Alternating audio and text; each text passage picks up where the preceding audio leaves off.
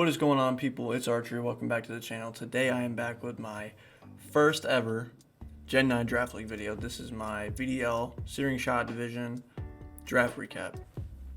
I typically don't make these because I feel like it gives away a lot of what I want to do, but I feel like I'm behind the curve a little bit on the Gen 9 draft content as opposed to my peers. So here I am making some sort of content.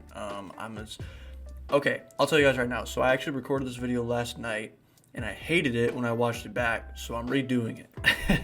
And I said in that video, y'all will never see that, but I said in that video that they're not doing PRs, so I was just gonna make my own video. And then it turns out after I made that video, they announced they're actually doing PRs. Some people in the division that aren't moderators are actually like picking up the slack, I guess people are saying, and are actually doing them for the whole division. So very excited about that. But I did that video last night and I was gonna post it, but then I hated it, so I'm redoing it. And so here I am. Even though there's gonna be PRs up, I don't care. I normally let people talk about my team, but I figured it's my first Gen 9 team. I may as well just start by doing that. So a couple things before I start. I just want to give a quick thanks to the moderators in VDL. So Matrix, Womble, M. Batista, Miss Mag. I think it's like those four specifically that have helped me along the process of just drafting and answering questions and just being great moderators overall. So I just want to give you guys huge thanks for that, and shout outs to you guys for running this awesome season in this awesome league. So also shout out to Panda, Otto, and Hippo, who I know from different leagues and I consider friends of mine, for winning championships in this league, because they're actually all former champions. So I actually got some good words from Panda specifically, from just prior experiences, and just he recommended that I join. So I missed out on GLDL, I missed out on Sandbox, unfortunately, but there'll be plenty more leagues. GLDL's having their season in the summer, I think. So I'm very close with all the mods over there, so I kind of get information pretty quick. So, anyways, enough. I digress. I'm just rambling at this point. So let's get right into the actual meat and potatoes of this. Also, another thing. Shout out to R.E.X for that intro. I will leave his link in the description so you can check out his stuff. And also thanks to Brave for this and the thumbnail graphic. They both did incredible jobs providing graphics and intros alike, or I should say respectively. And they did a great job, and I will leave both their links in the description so you guys can go check them out. Shouts to you guys. You guys did amazing work. Let's just get right into it. So this is obviously Gen 9, so it's non-max. So it's a big adjustment for me because I haven't played many Draft League seasons on cart.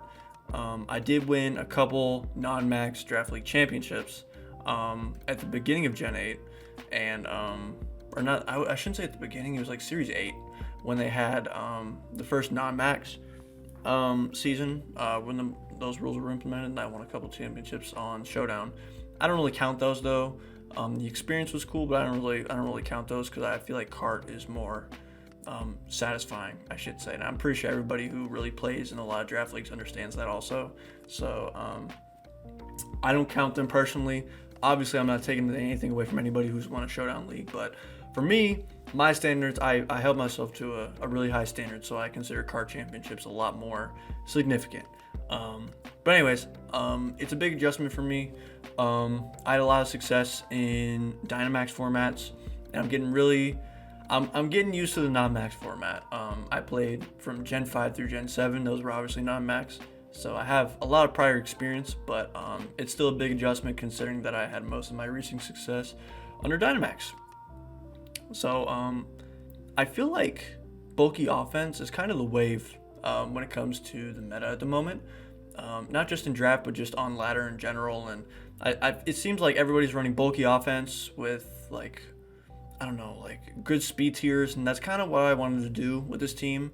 And I feel like I had a lot of success in planning and kind of figuring out value in this tier list. And I feel like there was a lot of it, and I wanted to pick mons I've never used before. So I picked 11 mons this draft, as you guys can see. and I never used 10 of them. I've only used one, and otherwise I'm so excited to use these mons. I'll just start off. So I was picked 9 out of 12, and I really wanted Mousehold. Mousehold was taken pick 2 or 3. So I couldn't get Mousehold. My next pick though was actually that boy. My favorite Gen 9 Pokemon, actually. It is 100% my favorite Gen 9 Pokemon. It is Skeledirge. And what I love about this Pokemon is not only its design, which I think is phenomenal. It like grew on me quite a bit.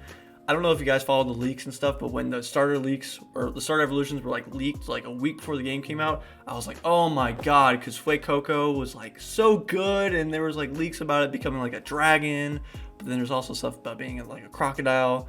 So I love Skeledirge personally. I think its bulk is fantastic. Unfortunately, it doesn't have the best defensive typing, but I think that's fine. With Unaware, it's really good.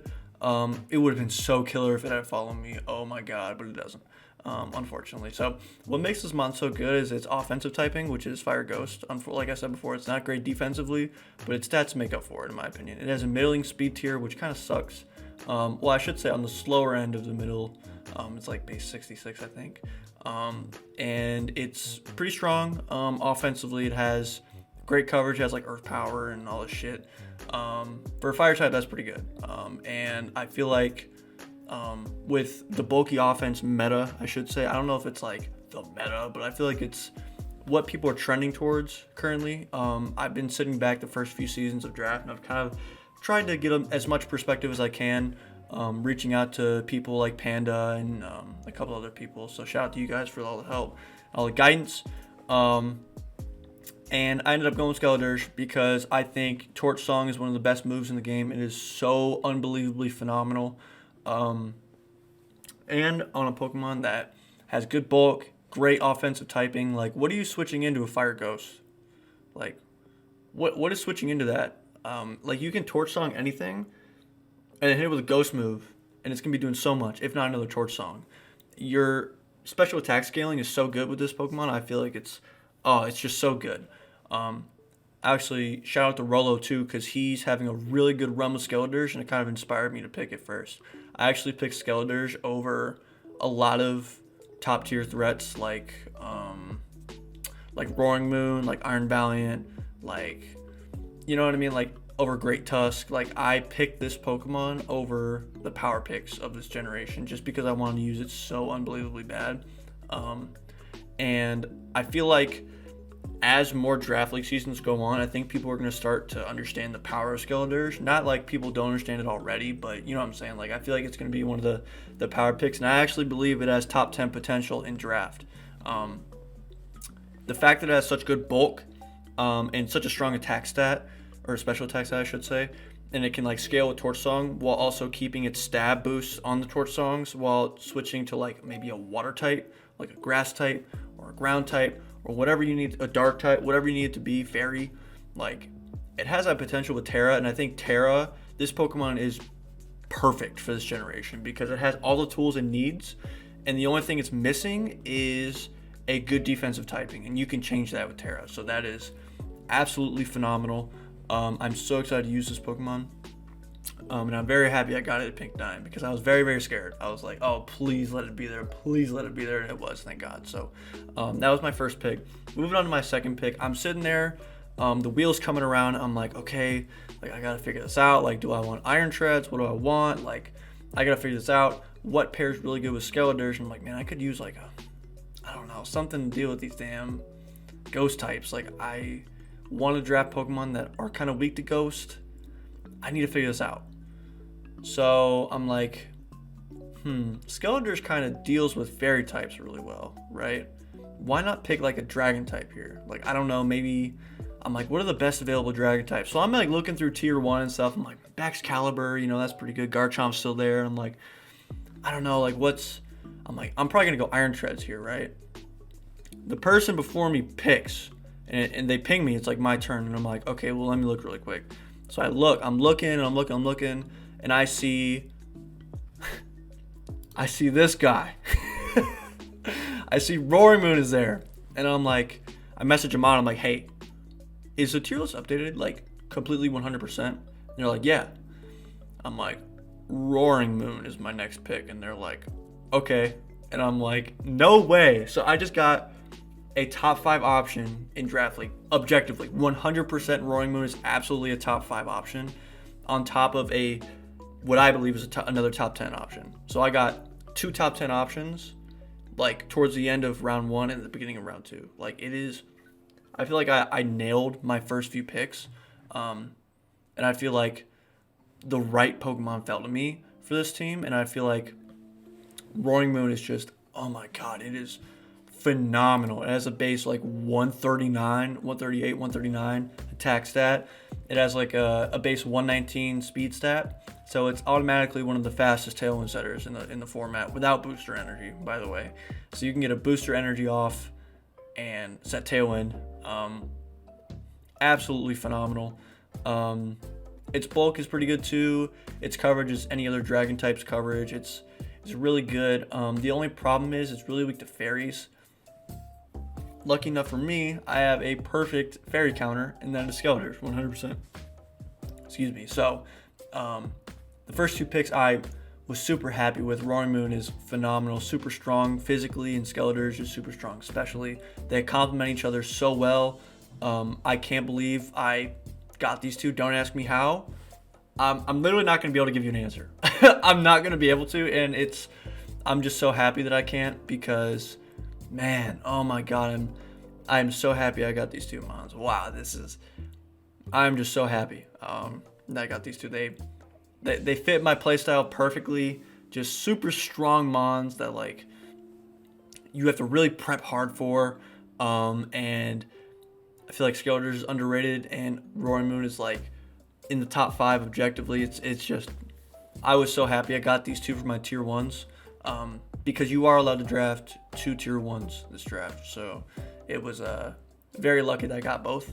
Very excited to use both, and like these 2 are mons like you can bring any week, and I feel like that's something that I really can appreciate, considering that my last few drafts have featured Pokemon like Glastrier, Celesteela, Dragapult, like mons that you really, really, really need to lean on every week. I feel like I can lean on both of these every week and come out victorious in most weeks. So at least on a matchup standpoint, you know what I mean? So these 2 mons can do so many different things together, and it's fantastic, and I'm so excited to use these 2.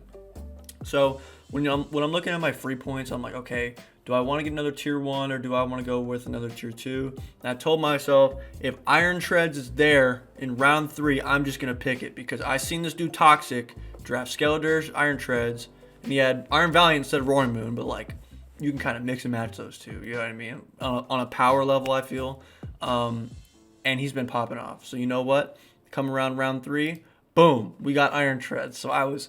When I saw Iron Treads with there, I'm like, dude, like this team has potential to be one of the best that I've drafted ever. Like with Terra, you can Terra Fairy Skeletors, and you have the best fantasy core in the division. I don't care what anybody says. Terra Fairy Skeletors, Roaring Moon, Iron Treads is the best fantasy core like anybody could really ask for. It is absolutely insane, and I'm so excited to use Iron Treads. It's one of the best Tailwind abusers because it has such good bulk. Its special bulk isn't as good as its physical bulk, but it's really strong offensively. It's like just below the threshold of getting a lot of calcs that you really need. So you kind of want a damage boosting item on it if you're not going like booster energy or something like that. So it's really damn good. It's a really good Terra abuser into like Terra Flying or like maybe Terra Fairy or maybe Terra Grass. I see people doing. So it's pretty sweet. Like I said, it's one of the best Tailwind abusers. It's like base 106 speed. I don't have it pulled up. I'm sorry. So I'm sorry if I'm wrong on a lot of this stuff. But I'm pretty sure it's at like 105, 106, 107, something like that. And so I'm just, oh my God, I'm so excited for these 3 mons. They complement each other so well. Iron Treads is really strong, but also bulky. So it fits the narrative of bulky offense, which is what I'm aiming for in this draft. So I'm looking at these 3 picks, and I'm like, I wonder what I could pick next. And I'm like, I could use another special attacker because I'm trying to go half and half this gen. I've had issues where a team was too physical and the team was too special, and it bit me in the ass multiple times. And like I had to try and adjust throughout the season. It was just not it. I was at the point where I had to run special Dragapult more often than not in my GLDL season 1. In my GLDL season 1 season, where like I had like a sand mode, the Excadrill and Gigalith, and I like needed a special attacker really bad because my best special attacker was actually Dragapult, and it was just not good. And then my Celesteela team had like Lele and a Ray mode, and it was super special, so I was forced into running like physical steel a lot of the time, which was honestly a lot better in a lot of cases, but you want that flexibility there. So I feel like the draft kind of dictates how you play week to week, and I feel like adding a special option next was the best play. And I said, I already have positive speed control, why not add Trick Room to that? So I'm looking at the picks, and I'm like, you know what? Shout out to Ryan, dude. I drafted Fairy Giraffe. One of the things I really like about Fairy Giraffe here is actually its ability called Armor Tail. So it's very, very good. It's basically Queenly Majesty, but it's Armor Tail instead. It basically just blocks all priority moves coming to your side of the field, so you're not getting faked out, which is really nice considering that I can lead like Roaring Moon for Regiroth, and you can't fake out my Roaring Moon, or you can't fake out my Skeletors that's about to Terra, or like, you know what I mean, or you can't fake out my Farigiraf and block Trick Room that way, so you have to like try and find ways around it, and it makes things really hard for my opponent considering that I have Armor Tail on this Farigiraf, and I feel like it's super underrated in draft. I've lost to Queenly Majesty a couple of times last gen, and it is not fun, and I will tell you right now, for Farigiraf, I've been using it in the early ladder with like Torkoal and all this crap, and even Skeletors too. Actually, in Series 1, I was using the team with Farigiraf and Skeletors on it too, so they synergize really well together, and I have a lot of experience using both already, and it's super bulky. It has like a base 120 HP stat. It's not the slowest thing in the world, so as a Trick Room setter, it's kind of subpar, but I feel like its power makes up for it. It's just as strong as Skeletors, and it has like Hyper Voice and, you know, all the typical normal type coverage moves, and it's a Psychic type, so it's really strong. It can help with those Ghost types a little bit. It gives me a little bit of a switch into Ghost types because my Skeletors kind of struggles against Ghost types if I'm not tearing it, so it gives me a little bit of an extra advantage there with the type matchup, and it's really strong. The only unfortunate thing is my Trick Room mode is pretty special, so I think I'd have to adjust to that later on in the draft. I'm not trying to take up too much of you guys' time. I'm trying to like speed up my words a little bit through these, so I'm sorry if I miss anything, but I'm just trying to get my thoughts out as quick as possible, so you guys don't have to sit here for like an hour-long video like some people's videos are, and I'm just like, ugh, an hour long of this crap. I can't sit through a whole video like that. I am so sorry to y'all that make these videos, but like I just can't do it. So I'm trying to help you guys. So my first 4 I feel like are great. I don't see any downside to picking these 4, except for my speed tiers are not the best towards the bottom. My slowest mine's actually for Regiroth. I did address this later on in the draft, but you will see this next pick. This is the pick I am most excited for. I know you guys see these top 4, okay? But let me tell you something. What are these for to a Primate, okay? Y'all don't even understand how excited I am to use this, Mom. I saw Panda use this. I think it was in GLDL. Don't quote me. I'm pretty sure it was in GLDL. He played somebody. He just led Eviolite Primate and just set up, just bulked up, and this thing would not die. It was just like, it was so good, and the way he was using it was how a lot of people used Annihilate, and I feel like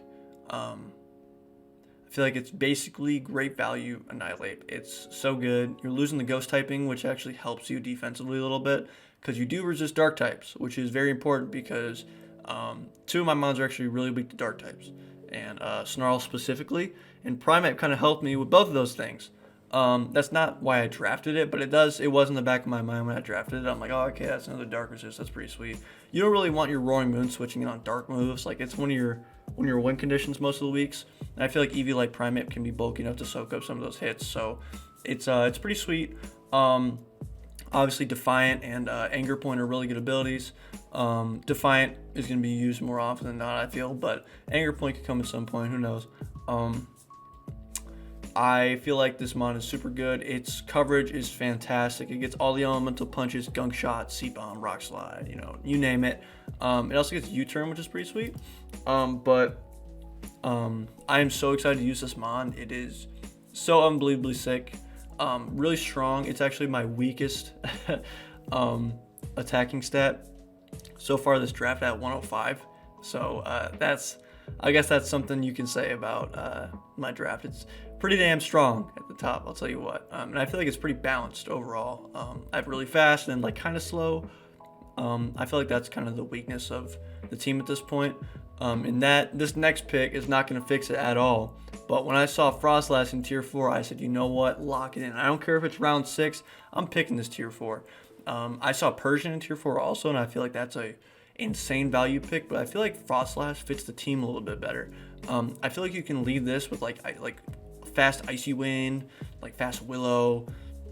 It also gets like Helping Hand and a whole bunch of other stuff, Destiny Bond and Thunderbolt. It's just good. It's just great for a support niche. It has tier 2 upside on this team. It synergizes so well with a lot of things I want to do.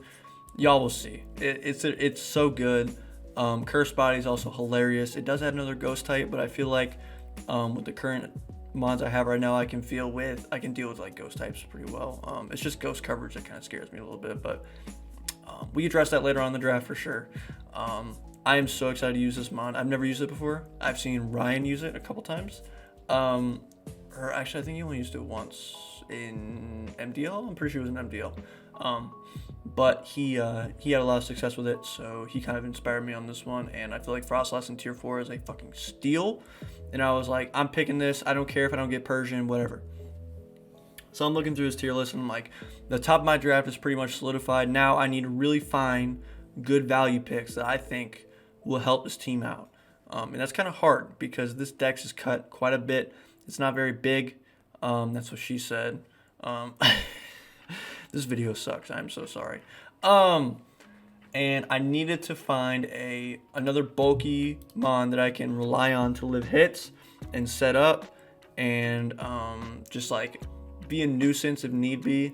And it was in tier 3 and I had to pick it, and it was Vaporeon. So I picked Vaporeon. I've never used this before. Ryan used this against me in MDL and completely shit on me. This Vaporeon is so sick. It gets like Yawn, Icy Wind, like it's just great. And with the addition of Calm Mind on all the evolutions, I feel like it really boosted Vaporeon's potential, because now it doesn't have to rely on using a Life Orb all the time, or like Specs if you want to run it offensively. Like you can legitimately run Calm Mind on this, set up one Calm Mind next to like Redirection or something like that, and like just one shot everything, especially with like Terra Water. Like unless you're resisting the hit, you're not living, or you're gonna be taking like 70 to 90 at minimum. So like it's really good. It did lose Scald unfortunately, but I feel like that's fine. Hydro Pump is fine unless you're Wakeman. Sorry, Wake. Anyways, so this mon's really sick. It still has Muddy Water, which isn't the best move in the world, but its abilities kind of suck. Water Absorb's okay. Hydration, very niche. But I'm not drafting it for the abilities. I'm drafting it to have a bulky water type that can set up and do a lot of damage with decent coverage. And that's what Vaporeon gives me. It has a base like 120 HP stat or 110 or something like that. And it's just as strong as Skeletors. So I'm keeping the bulky offense niche going. And I feel like that's very vital to these next few picks I'm about to say. Because, sure, I have bulky offense, but wouldn't you think that bulky offense could use a little bit of support here and there, right? That's what I think. So that's exactly what I did. I drafted Fungus. Now Fungus is in tier 3, which I think is where it should have been. Fungus is one of the OG picks that oh my god, I fell in love with in MDL season 2, which is when I made semis, and that's one season I'm super proud of. And Fungus really helped me out with adding Redirection, and I feel like it's super slept on because it has a base 15 speed stat. That mon is super slow. It's going to be the fastest Spore in the format. And now with the addition of Fungus, I can confidently say from Roaring Moon to Fungus, I think those are some of the best speed tiers you'll see in this division. I am very confident in saying that, and it's, oh my gosh, it is so good for what it actually is. It is a little Cutmon, and it's, oh my god, it can put in so much work. Like just imagine like Rage Powder, right? Like that's cool and all, okay, but then you have base 15 speed Spores under Trick Room. That's underspeeding Torkoal.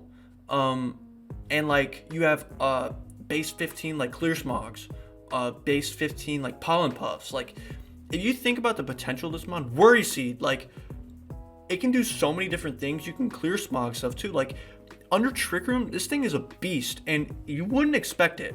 It's very slow, which is great. Regenerators, whatever, but like if you're running Sash, I've actually gotten a couple Effect Spores off of Sash, and they've actually won me games. Obviously that's RNG, but like, you know what I mean? Like it's so sick. Foul Play is also really great on a mon like this because you're attacking with another Pokemon's attack stat, so you could hit like I don't even know, like you could hit like really powerful ghost types or like psychic types for a lot of damage. Unexpectedly too, coming out of Fungus, you're getting a lot of value, out of a lot of moves that this mom wants to do wants to use specifically, and it's really sweet. It synergizes well with my team. It finishes out my Firewater Grass core, although I think cores are a little overrated this generation because of Terra, and how you can terrestrialize anything to fit a certain core. But I feel like, you know, it's just phenomenal for a tier 3 pick, and it fits my team perfectly, so that's why I picked it. And I'm comfortable using it. I love Fungus. Fungus is great. All right, moving on. So this is where I notice everybody's finishing out the tops of their drafts. Everybody's got like their tier 1s and tier 2s, except for maybe like a couple people. And I'm sitting here and I'm like, what do I need to make a really good mode that nobody would expect? I feel like spread moves are really good this gen, and I think that the Rotom forms all have insane value. There was actually a Rotom Frost team that did really good Series 1. It's like Terra Water, Rotom Frost, and it was like on a Hail team. It was really sweet. So I was gonna draft Rotom Frost, but then I got Frost last, and then Rotom Frost got taken after that, and I'm like, shit. Then I wanted Rotom Mow, because like, who doesn't want Rotom Mow? But then I was like, I really want Fungus too.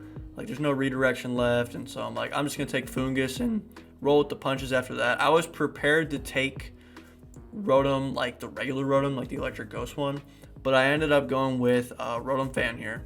I went with Rotom Fan because I feel like adding a flying type helps me out quite a bit.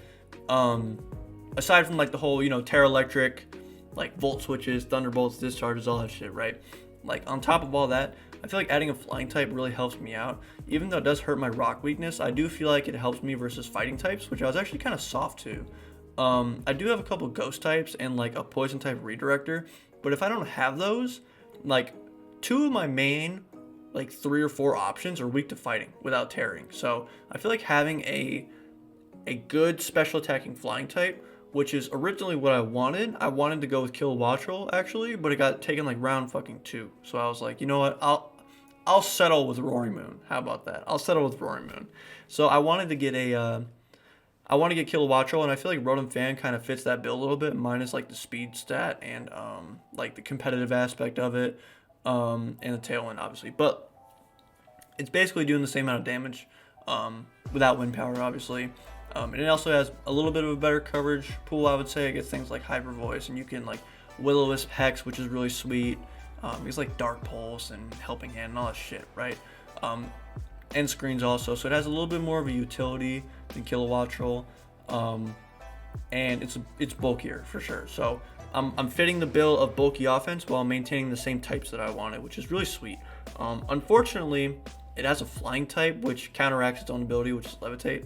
But this leaves me for an opportunity to Terra into something else and try and take advantage of that Levitate ability, so I could like Terra Fire and then Terra Blast, or Terra Steel and Terra Blast, or whatever. Like it's It's very versatile, unironically, because a lot of people sleep on the Rotom fan, but if you think about it, like Terra Electric, like Thunderbolts are doing the same as Terra Electric Thunderbolts from a Rotom Wash or a Heat, right? Like it's doing the same amount of damage, but I'm getting it in tier 2. So like in that aspect, from an offensive standpoint, aside from like maybe getting like not having the water type or fire type like off rip, like I can always tear into those and then still be doing the same amount of damage as Rotom Wash or Rotom Heat. Like it's really good. And I feel like a lot of people sleep on Rotom Fan, and I'm down to prove people wrong if people actually are. But Rotom Fan is pretty sweet. You're getting the same value out of any other Rotom form, right? So like you're kind of doing the same thing. And I didn't really want the extra Ice or Grass type because those types have way too many weaknesses for me. And I'd rather have a Flying type to cover for those fighting types. So Rotom Fan fit the bill perfectly. I feel like it is a perfect glue piece for this team, as well as Funguses, because these, I feel like Rotom Fan synergizes well with a lot of mons on my team, and I don't want to say why yet, but they definitely do. Rotom Fan is fantastic. Very excited to use it. I've never used it before. The only Rotom form I've ever used is actually Heat, funny fact. I've only used it that mon, but I've seen all the Rotom forms used, and I want to try a new one. So Rotom Fan fits the bill perfectly. All right, moving on. So I have these 9 Pokemon, and I'm thinking to myself, the speed tiers really aren't that great aside from Fungus and Roaring Moon. Okay, everything else is kind of mediocre. Maybe, I mean Frostlass too and stuff, but like, look, I need another Threatened Trick Room. There's like nothing left in tier 4. I'm gonna take a shot in the dark here. I'm gonna use a Pokemon that I've never seen used before, ever. I've never seen this Pokemon used ever. I picked Gumshoos. Now, hear me out on this, okay? You may look at this thing and say, hey, this guy looks like Donald Trump, right? Like, he just looks goofy. His design gets clowned all the time, right? You know what I mean? Like, he just gets clowned on, and he wasn't even in the game last gen, so nobody knows what this thing can do. Let me tell you what this thing can do, okay? Its attack stat is 110, and its speed stat is 45. So it's actually a decent speed tier under Trick Room. Really sweet, right? That's not it. It has adaptability as its hidden ability. So you're getting adaptability boosted like body slams and shit, right? Or like last resorts if you want to go that route. So on top of having an insane coverage pool, like it has all the elemental punches and fangs also, and it also gets strong jaw, which is great. I don't know when I would use that over adaptability, but like if I wanted to run like a crazy coverage set with like a band or life orb or something like that, I could put all the elemental fangs on there and like do a whole bunch of damage, and it's great. It's fantastic. So it's pretty sweet. Its bulk is not great, but that's what you expect out of a tier 4 pick. It is another normal type, so it gives me another switch into ghost types, which is great, because I needed that very badly. And on top of that, oh my god, like this mon, I'm so excited to use this mon. It is insane. Like imagine like a Terra normal adaptability, like life orb last resort. Under Trick Room from oh my god, this mon is gonna be, I'm gonna have so much fun with this mon. Y'all are gonna see Gumshoos is the shit. I'm telling y'all right now, it is going to be great. Now for this last pick, that's all I have to say about Gumshoos. Let me tell you, okay? So this last pick, I'm looking around and I'm like, I don't know what I really want. I could pick another support piece, like Persian's gone. I already picked Frostlass. Like, I have good tier 4 picks, so I don't really need to go that crazy here.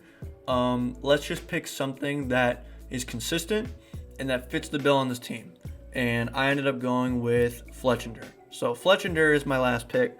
I feel like it was insane value in tier 4. I feel like Priority Tailwind should not be in tier 4, let alone a middle stage evolution that has like tier 3 upside, right? And it's really sick. Obviously Priority Tailwind's really sweet. Gives me another fire type and another flying type, so that kind of sucks, but I'm not too worried about that. It gets things like defog, so I can get rid of screens. Like I'm not really gonna be using defog that much, but it has like Will-O-Wisp and Taunt and obviously Tailwind and stuff, and it's just really sweet for a tier 4 pick. I feel like it's really solid, and I am super excited to use this. I've never used it. I've used Talonflame, never used Fletchinder though.